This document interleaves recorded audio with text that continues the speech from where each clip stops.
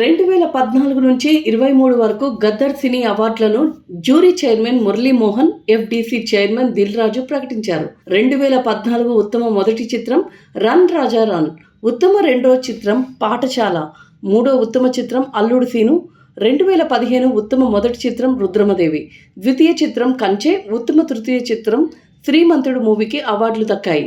ఇక 2016కు గాను ఉత్తమ చిత్రాలుగా శతమానం భవతి, పెళ్లి చూపులు, జనతా గ్యారేజ్, 2017లో ఉత్తమ చిత్రాలుగా బాహుబలి 2, ఫిదా, గాజీ సినిమాలు గద్దర్ అవార్డులను సొంతం చేసుకున్నాయి. 2018 ఏడాదికి గాను ఉత్తమ చిత్రాలుగా మహానటి, రంగస్థలం, కేర్ ఆఫ్ కంచరపాలెం చిత్రాలకు అవార్డులు దక్కాయి. 2019లో విడుదలైన చిత్రాల్లో ఉత్తమ తొలి చిత్రం మహర్షి, రెండో ఉత్తమ చిత్రం జెర్సీ, మూడో ఉత్తమ చిత్రం మల్లేశం. 2020లో ప్రేక్షకుల ముందుకు వచ్చిన సినిమాల్లో ఉత్తమ తొలి చిత్రం అలవైకుంఠపురంలో, రెండో ఉత్తమ చిత్రం కలర్ ఫోటో, మూడో ఉత్తమ చిత్రం మిడిల్ క్లాస్ మెలోడీస్కు ఈ అవార్డులు వచ్చాయి. ఇక 2021కి గాను మొదటి 3 ఉత్తమ చిత్రాలుగా ఆర్ఆర్ఆర్, అఖండ, ఉప్పెన నిలిచాయి. 2022లో రిలీజ్ అయిన చిత్రాల్లో ప్రథమ ఉత్తమ చిత్రం సీతారామం, రెండో ఉత్తమ చిత్రం కార్తికేయ, మూడో ఉత్తమ చిత్రం మేజర్కు అవార్డు దక్కింది.